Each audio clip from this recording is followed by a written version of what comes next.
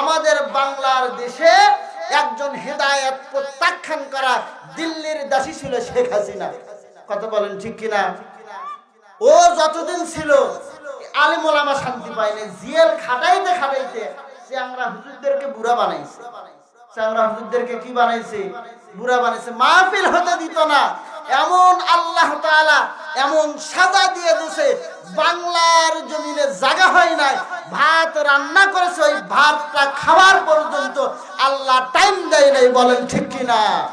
আর যারা হেদায়েতকে গ্রহণ করেছে, আজকে হাদিকে দেখেন, ওসমান হাদি হেদায়েতকে গ্রহণ করেছে, তাকে তাগুত হত্যা করেছে, তার জন্য তামাম বাংলার মানুষ চোখের পানি ফেলেছে। কথা বলেন ঠিক কিনা? এটাই হলো প্রমাণ। কিয়ামত পর্যন্ত যারা নাকি হেদায়েতকে প্রত্যাখ্যান করবে, আল্লাহ তাদেরকে লাঞ্ছনাময় জীবন দিবেন। যারা নাকি হেদায়েতকে গ্রহণ করবেন, আল্লাহ তাদেরকে সম্মানের জীবন দান করবেন। বলেন সুবহানাল্লাহ।